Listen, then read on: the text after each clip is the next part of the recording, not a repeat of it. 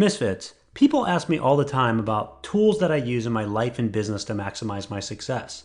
I usually start by telling them one of my most powerful tools is my morning habits.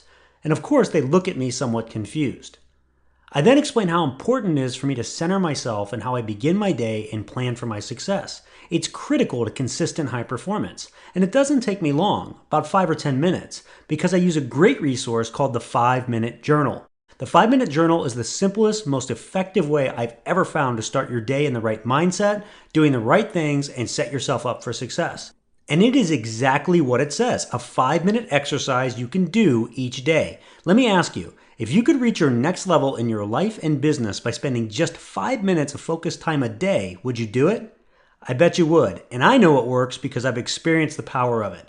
And you can get your 5-minute journal simply by going to www.misfitentrepreneur.com/journal. That's misfitentrepreneur.com/journal. Do what I do. Use this amazing resource to give yourself an edge in your performance and your success. Get your 5-minute journal today.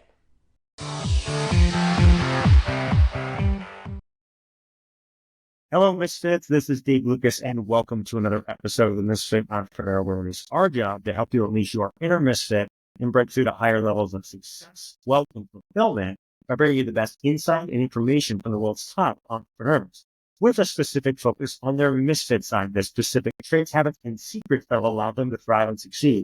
As a reminder, if you're new to watching us on our YouTube channel, hit the subscribe button below. Give this video a like and comment as well. We do our best to respond to all comments as timely as possible. This is another special episode, and I didn't plan on doing this. I got the idea of it from a recent service, actually at our church, Worthington Christian Church here in Ohio. Now, before you turn this off or stop watching, I'm not going to be teaching a sermon to you and pushing the Bible down your throat or anything like that. But as I listened to this message, which was about the 10 principles learned from the story of Joseph and Genesis, I could not help but think about how much these principles not only are useful in life, but incredibly important to success and entrepreneurship. And in fact, the message was so good that I'm actually just going to play our pastor, Austin Siebert, delivering it here in just a minute. But first, I want to set the stage a little. If you don't know the story of Joseph from Genesis, Joseph was one of 12 brothers, whose father was Jacob. Now, Jacob was not an ordinary person. He was the grandson of Abraham, and Abraham was who God, first promised that his descendants would become a great nation, inherit the land of Canaan, and be a blessing to all nations and all of it, right? He was kind of a big deal. And Joseph was his favorite son of the 12. And he made that known. In fact, he was favored so much that his brothers jealously really could not stand him. And this caused them to first try to kill him. But later they sold him into slavery to get rid of him. And he was then sold again to the Pharaoh in Egypt, where he ended up gaining favor and rising to be the second most powerful person in Egypt, and ended up meeting his brothers again years later in a time of need. Now, that's a quick rundown. It's really through this story that the 10 lessons are explained. So I'm going to let Austin go through the detail and those lessons for you, and then I'm going to come back and I'm going to talk about how they relate, very importantly, to running a business and being an entrepreneur. So I hope you enjoy this, and I'm sure it'll spark some ideas as you listen to it.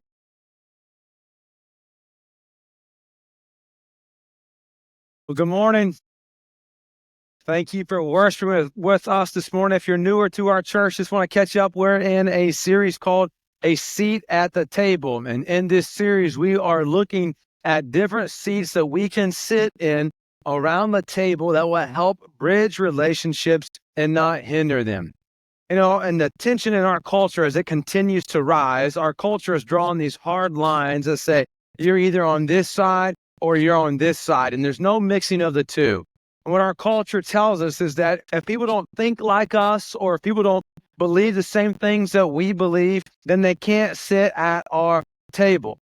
And we're quick to identify that that is not the Jesus way. The Jesus way is to invite everyone to the table, that everyone has a seat at the table.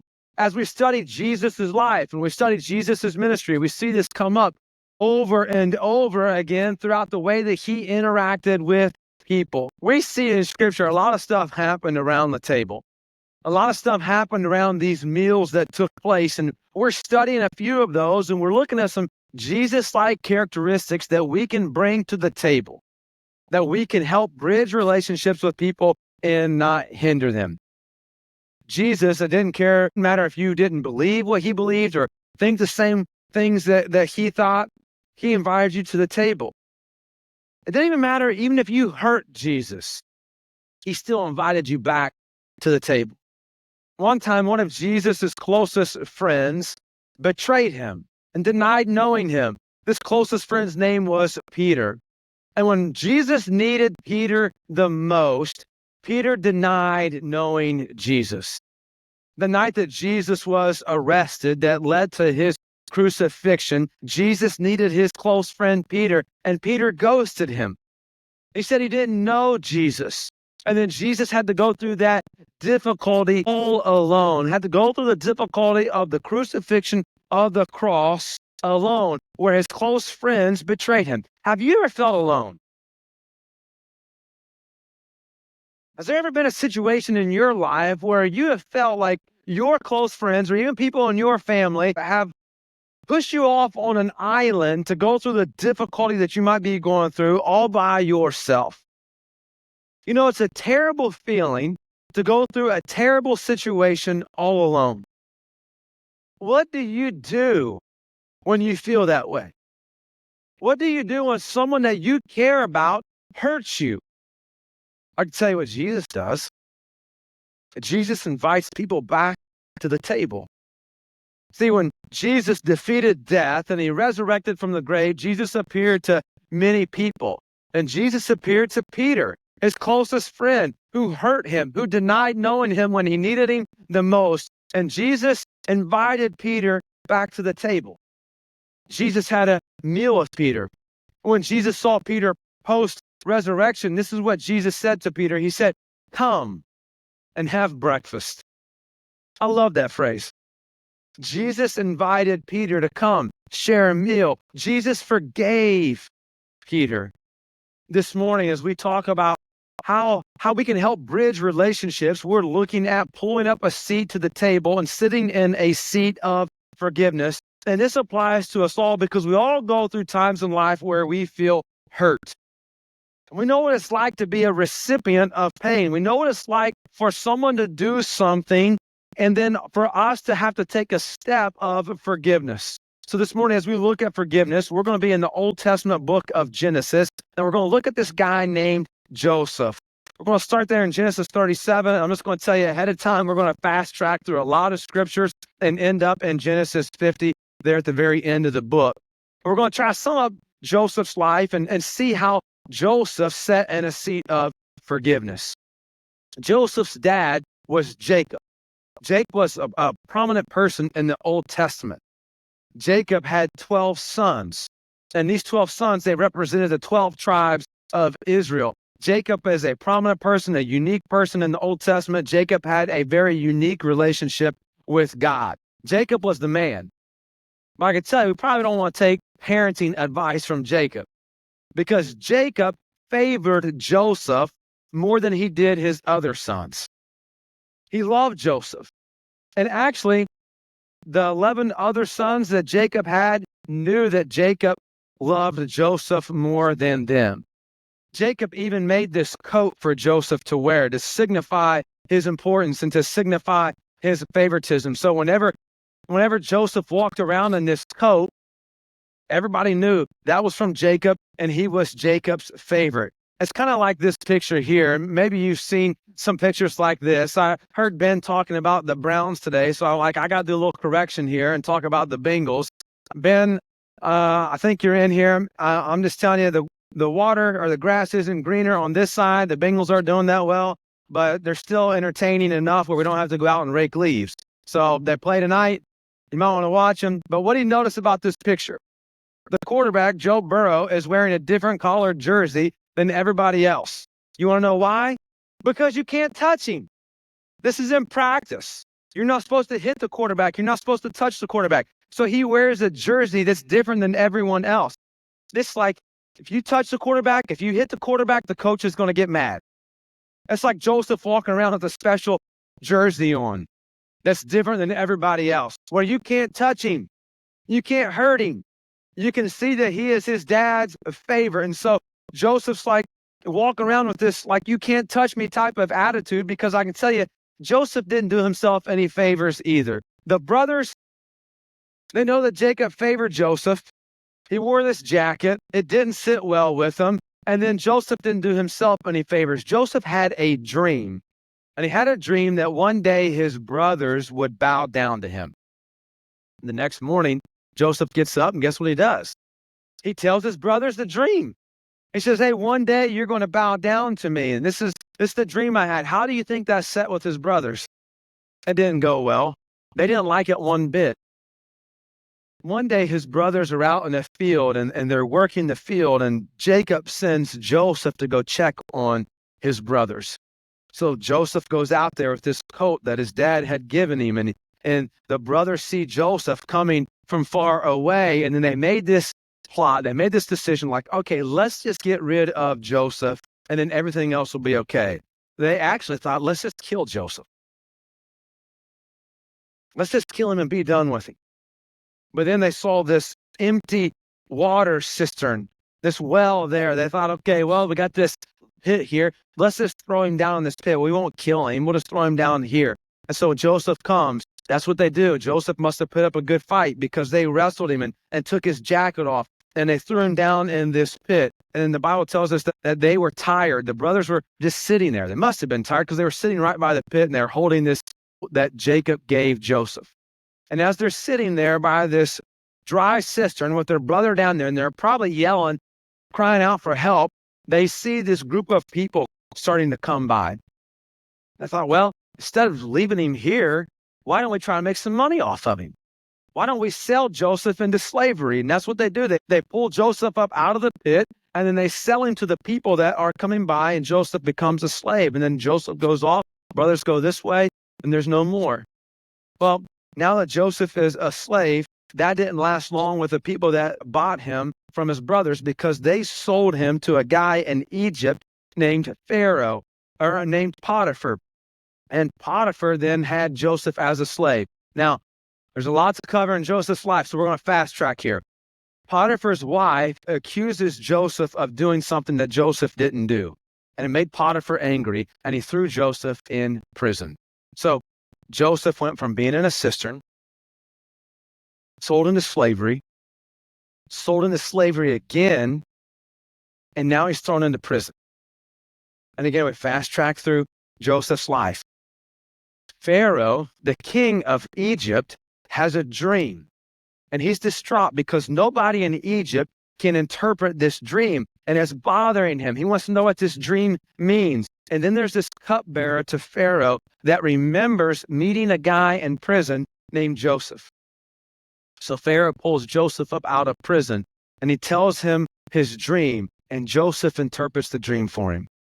He said, here's the dream, Pharaoh. You're going to have 7 years of abundance.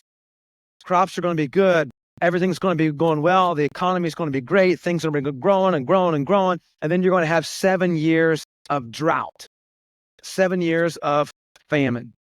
Well, actually, this becomes the hinge point in Joseph's story, because Joseph doesn't go back to prison after he interprets the dream. You know what happens? Pharaoh elevates Joseph to be in second in command over all of Egypt. And he is the one that's overseeing these 14 years, the 7 years of abundance and the 7 years of drought. Second command over all of Egypt. Now, let's remember Joseph's track here. His brothers are mad at him. They don't want him around. They hurt him. They throw him in the cistern. And then they're like, let's make some money off of him. They pull him up out of the cistern, sell him as a slave. Doesn't last long there again. Sold as a slave again to a guy named Potiphar. Potiphar gets mad at Joseph, throws him in prison, and then Pharaoh pulls Joseph up out of prison, and he comes second in command over all of Egypt to help them through this famine. That's what Joseph does. He helps Egypt save up during the 7 year of abundance. And then when the 7 years of famine hit, they had enough food and they became a resource for the people around them. Now, let's not forget about Joseph's brothers and Jacob. When the famine hit, they suffered from the famine. And Jacob remembered that there's this, in Egypt, there's these resources. And so he sends his sons to go to Egypt to buy food so that they can survive the famine. So Joseph's brothers come to Egypt to buy food. And guess who's overseeing the food distribution? Joseph. Joseph's brothers come to him and they bow down to him, begging for food. Do you remember Joseph's dream? His brothers are now bowing down to him, just like Joseph said about his dream. Here's the thing. We got it. This is a big thing to note here. Joseph's brothers don't know that that's Joseph. They don't know that Joseph's second command of Egypt. They think Joseph's still this slave boy from a long ago that they sold him into slavery. They don't know that now he's second in command and overseeing all the food distribution, but Joseph recognizes them. Joseph knows it's them. When they come to Joseph and they beg for food, how do you think Joseph responded? Do you think Joseph got back at him? How did Joseph respond? Well, this is how Joseph responded. Joseph invited them back to the table. Joseph wanted to have a meal with them. And that's what we pick up there in Genesis chapter 43. Joseph is having this meal with his brothers. Now, again, all of this we got to keep in mind. His brothers don't know that's Joseph, but Joseph knows that's them. One last thing to note about Joseph's brothers. Joseph loved his brother Benjamin. And when Joseph's brothers came to Egypt wanting food, Benjamin wasn't with them. So next time they come to Egypt and they're wanting food, Benjamin comes with them. So now Joseph has all 11 of his brothers there in Egypt. They're all there together. And Joseph then invites them to the table and he has a meal with them. And that's where we pick up there in Genesis 43. We'll begin in verse 30. Deeply moved at the sight of his brother, that's Benjamin, the one he loves, Joseph hurried out and looked for a place to weep. He went into his private room and wept there. And after he washed his face, he came out, controlling himself, said, "Serve the food." All the brothers are there in Egypt. Joseph invites them to the table. He has a meal with them. He's so worked up with emotion that he doesn't know how he is going to respond. So he rushes off to this private room because these were the guys that he's sitting with at the table. These were the guys that tried to kill him. These were the guys that sold him into slavery. But now they're all back together again. So now he's going to determine how he's going to respond. So he rushes off to a private room. And if we fast forward a few chapters later in his life, Genesis 45, Joseph, he finally tells his brothers that it's him. Genesis 45, verse 1, then Joseph could no longer control himself before all his attendants. And he cried out, "Have everyone leave my presence." So there was no one with Joseph when he made himself known to his brothers. And he wept so loudly that the Egyptians heard him, and Pharaoh's household heard about it. And Joseph said to his brothers, "I am Joseph. Is my father still living?" But his brothers were not able to answer him because they were terrified at his presence. You think? They think he's still the slave boy. And now they realize that he's second in command over all of Egypt. So they're afraid. And then Joseph says something monumental to him. He says, "Come close to me." When they had done so, he said, "I'm your brother Joseph, the one you sold into slavery. And now do not be distressed and do not be angry with yourself for selling me here, because it was to save lives that God sent me ahead of you. Now hurry back to my father and say to him, this is what your son Joseph says. God has made me Lord of all Egypt. Come down to me. Don't delay." Verse 15, and he kissed all his brothers and wept over.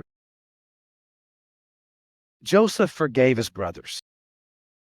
In a time where he invited them back to the table, he had to make a decision on what he was going to do went away to a private room, controlling himself. He came back. And then later here in chapter 45, we see that he forgave them. He kissed them, wept over them. He had every reason. Actually, now he has all the authority to repay them for the hurt that they caused him. Why? Because they were his family. You know, family hurt, it's different.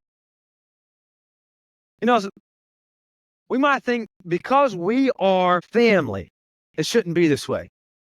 Because we share the same blood, we shouldn't hurt each other the way that we have. Joseph was hurt by his family, and then he chose to forgive them and to provide for them in Egypt. Now, he says, come to Egypt, move here, and I will take care of you. So that's what they do. They move there to Egypt. Now, a little bit after they move to Egypt, Joseph's dad, Jacob, dies. And after his dad, Jacob, dies, Joseph's brothers begin to get worried because they knew that Joseph knew the truth. They remember seeing Joseph's face down in that cistern. They remember seeing the look on Joseph's face after he was sold into slavery, and he goes one way and they go the other, and they think, well, Dad's still alive, so we're all at peace. Dad's holding the family together. Now that Dad's gone, they begin to get worried that Joseph then is going to repay them for the hurt that they caused in his life. And here's how the story ends at the very end of Genesis, in Genesis 50. When Joseph's brothers saw that their father was dead, they said, what if Joseph holds a grudge against us and pays us back for all the wrongs we did to him? So they sent word to Joseph saying, your father left these instructions before he died. This is what you are to say to Joseph. I ask you to forgive your brothers the sins and the wrongs they committed in treating you so badly. Now, please forgive the sins of the servants of the God of your father.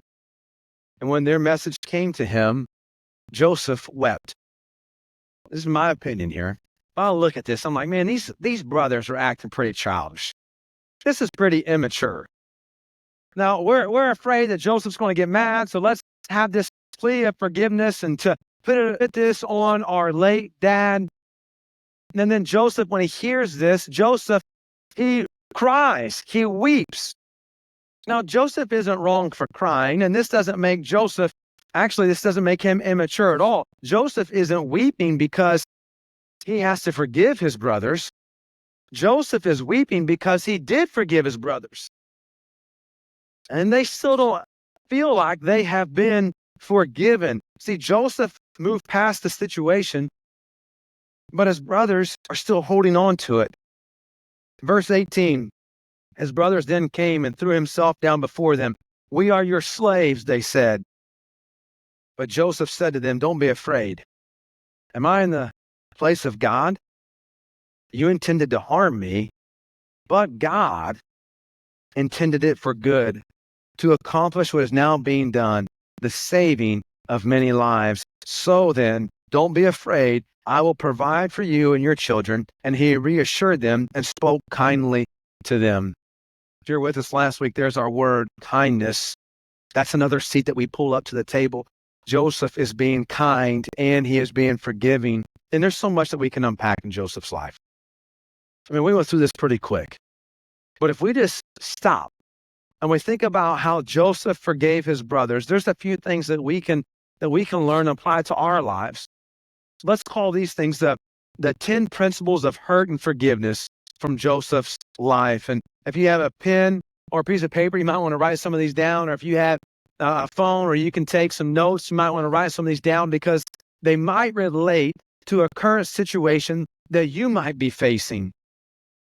We look at these 10 principles. Here's what we learn about principle number 1. Hurt people hurt people. The problem isn't usually the problem. It's usually a layer deep.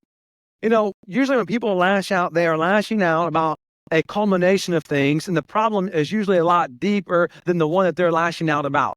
You know, think about it in your work environment. Usually when someone gets upset about something, it's a culmination of a lot of things. And so they might lash out about something that seems small, and we might be recipients of that. But usually there's a much deeper issue there at play. The same as with Joseph's brothers. Did they really hurt Joseph because they were mad at Joseph? Or were they trying to get rid of Joseph because they were hurt by their father?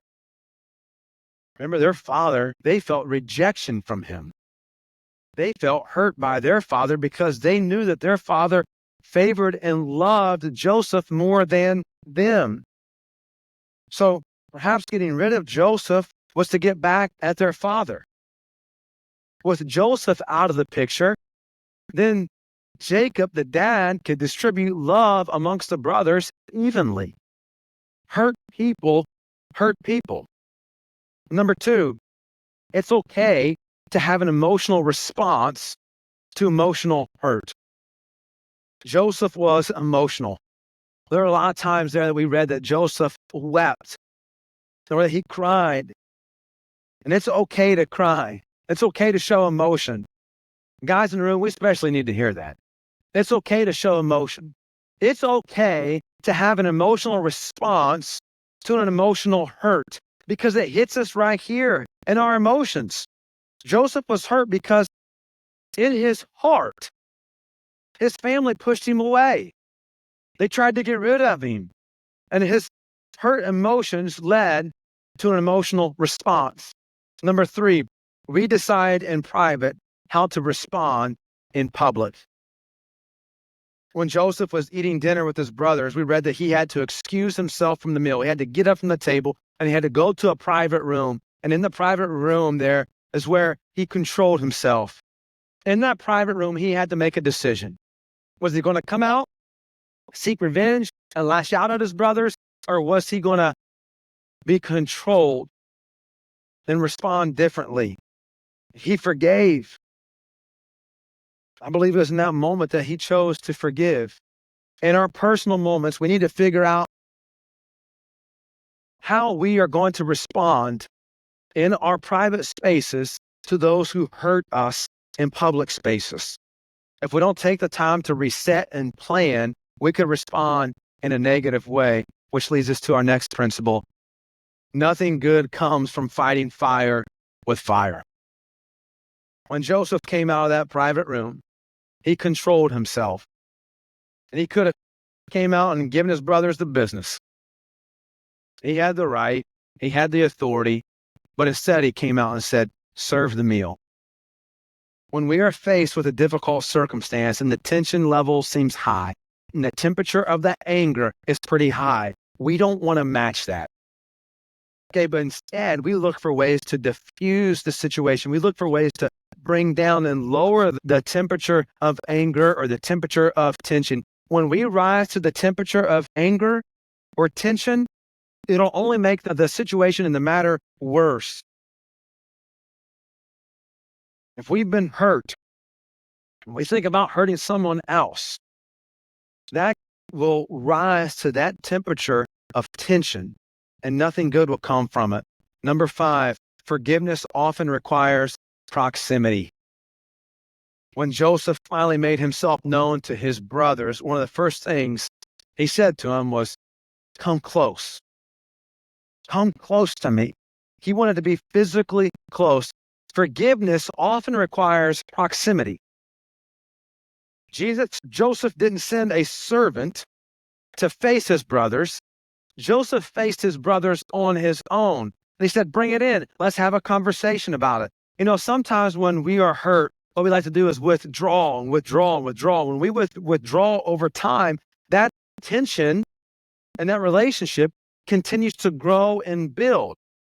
Forgiveness often requires proximity. Sometimes it requires us to handle that hurt in a relational way. And though it often requires proximity, and that's the best way to handle it, sometimes that's not always received well, and maybe you know that. Which leads us to number 6. Number 6, forgiveness can be one-sided. Here's the big question. Can you forgive someone who doesn't ask for forgiveness? That's a big question. I don't know if you noticed throughout this whole event, but Joseph's brothers didn't come to him and ask for forgiveness. They didn't say, hey, we messed up. We were wrong. Would you please forgive us? No, they didn't do that, not one time. And even when they did ask for forgiveness at the very end, they pinned it on their late father's request to forgive. There's a difference between forgiveness and reconciliation. Reconciliation takes two parties. Forgiveness only takes one. This is really hard for us. But we can forgive someone even when they don't ask for it. Maybe you've experienced something similar in your life. Maybe you've been hurt by someone who has walked out and now they're not there anymore. And so there's no space for reconciliation, but forgiveness can still happen. Maybe you have to forgive someone for a hurt that they don't even know that they caused. Forgiveness can still happen. You know, Joseph's forgiveness was one-sided. And it teaches us that actually that can happen in our lives. Principle number 7, if we avenge people for their wrongdoings, we undermine the work of transformative grace. You know, God had been doing a new work in Joseph. Joseph went from being a slave to a slave again, to a prisoner, then to being second in command over all of Egypt. God had been doing a new work in his life. And if Joseph avenged his brothers, he would have responded in the same way that those who threw him in prison responded, or those who bought him as a slave treated him. But God was doing something new in Joseph's life, so why would he want to take a step back? This fall, we've been studying the book of Colossians. And in Colossians chapter 3, it talks about taking off the old and putting on the new. As we put on the new, we read this in Colossians 3, therefore, as God's chosen people, holy and dearly loved, clothe yourselves with compassion, kindness, humility, gentleness, and patience. Bear with each other and forgive one another. If any of you has a grievance against someone, forgive as the Lord forgave you. If we've taken off the old and we've clothed ourselves with the new, why would we want to go back and live the way that we did before Jesus? Why would we want to go back and put on old dirty clothes? No, we've been transformed by God's grace in our lives. And so we're not going to avenge those that hurt us. We're not going to try to live in that old way anymore. Why? Because number 8, our pain often becomes our purpose. When Joseph forgave his brothers, he spoke about how his life was being used. I was purposeful. I was being used to save people. When he revealed himself to them, he made sure that they knew who he really was. He was the slave boy.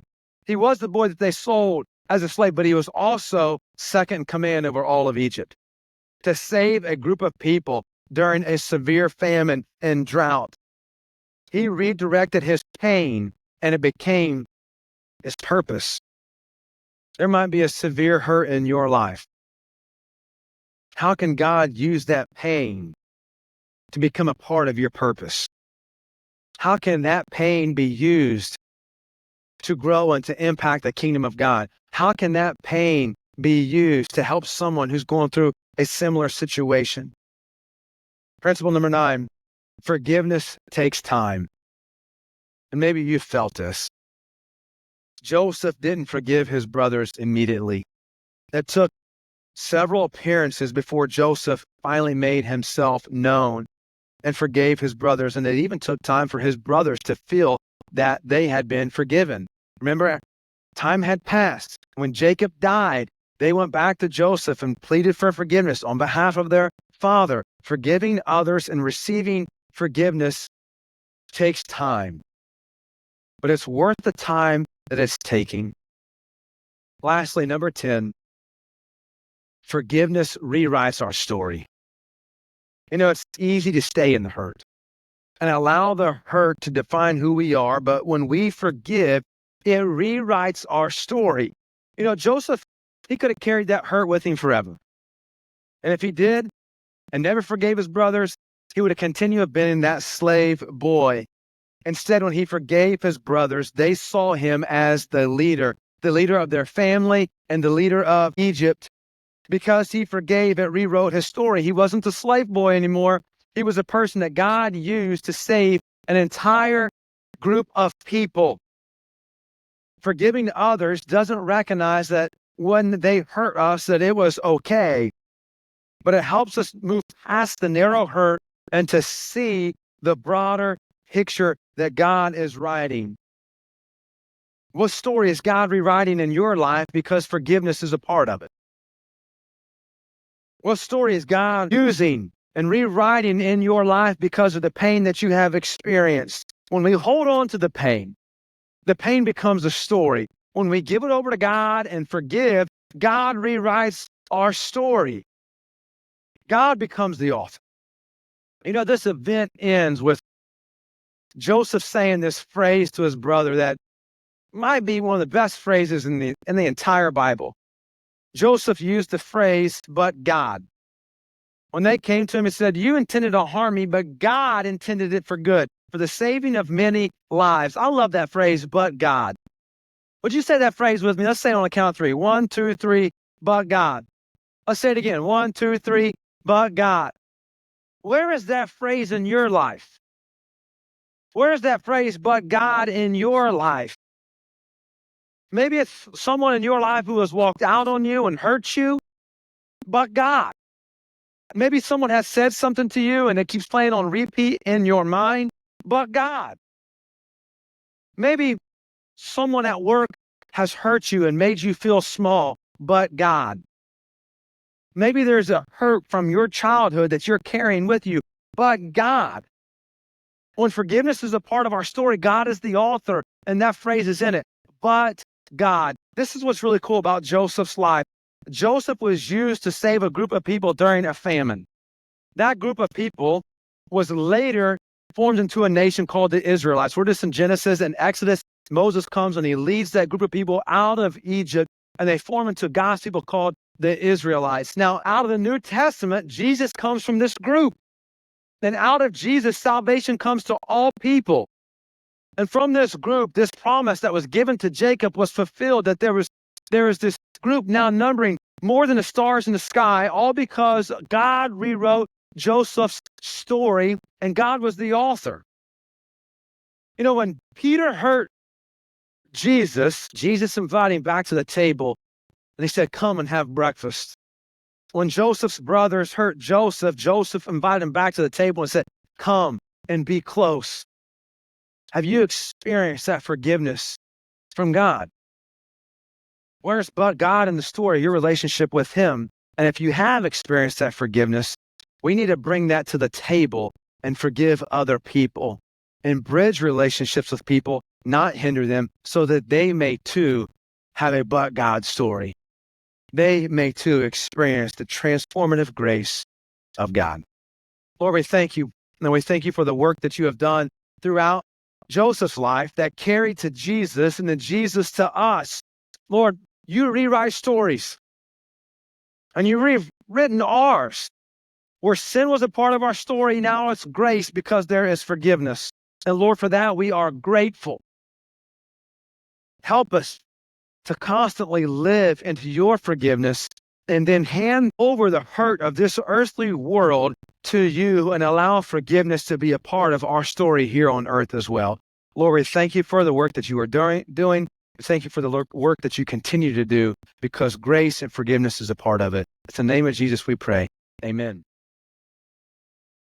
As you heard that message, you probably had a number of thoughts come up and probably saw a lot of ways how they relate to you and your business. Joseph's story is really packed with lessons on resilience, leadership, and emotional intelligence, really all essential things to running a great business and being an entrepreneur. And I want to take just a few minutes to break down those 10 key lessons from this journey and how they apply to entrepreneurship the way that I see it. The first one is hurt people. In business, you're going to encounter critics, competitors who lash out, often because of their own pain or their insecurity, even employees, right? Things like that. And understanding this helps you respond with grace rather than taking it personally. So address issues professionally and then move forward. Number two, it's okay to have an emotional response to emotional hurt. When setbacks or betrayals happen, it's natural to feel hurt. Like Joseph, who wept seeing his brothers, you can allow yourself to process emotions, but don't let them dictate your actions, right? Emotional intelligence is about channeling those feelings productively. Number three, We decide in private how to respond in public. Joseph carefully planned his responses to his brothers. As an entrepreneur, your private decision-making determines your public leadership. Take the time to think and strategize and choose responses that really align with your values and goals. Number 4, nothing good comes from fighting fire with fire. Joseph could have sought revenge, but he chose forgiveness instead. There's a lot of power in forgiveness. And in business, retaliating against critics or competitors or, people that are a challenge, right, only escalates the conflict, right? Rise above and focus on building rather than tearing down. Number 5, forgiveness often requires proximity. That means being close, right? Joseph's reconciliation happened face to face with his brothers. In business, resolving conflicts or mending relationships often requires direct, open communication. Proximity builds that understanding and that trust. Number 6, forgiveness can be one-sided. Sometimes the people who wrong you won't apologize. Forgive them anyway. Holding on to grudges really just drains your energy, and it's energy that's better spent growing your business and pursuing your purpose. Let it go. Number 7, if we avenge people for wrongdoings, we undermine the work of transformative grace. Joseph trusted God's bigger plan, even in his suffering. In business, focus on the long-term vision instead of getting bogged down in the petty battles. Let grace, not vengeance, guide your leadership. Number 8, our pain often becomes our purpose. Joseph's journey through betrayal and suffering prepared him to save nations during a famine. Similarly, your struggles as an entrepreneur can shape your mission and help you build something impactful. Number 9, forgiveness takes time. Don't rush the process of healing or reconciliation. Whether it's a business fallout or a partnership gone wrong, give yourself time to work through it thoughtfully and genuinely. Number 10, forgiveness rewrites our story. Joseph's forgiveness turned a story of betrayal into one of redemption. As an entrepreneur, when you forgive yourself, your team, and others, you can claim control over the narrative and build a culture of growth and grace. Joseph's life is really a masterclass in leadership, emotional resilience, and purpose. In fact, you could say Joseph was a misfit for doing the exact opposite of what most people in his situation would have done. As entrepreneurs, let's embrace these lessons to lead with grace, build with purpose, and overcome with resilience, just like Joseph did. Here's to your success.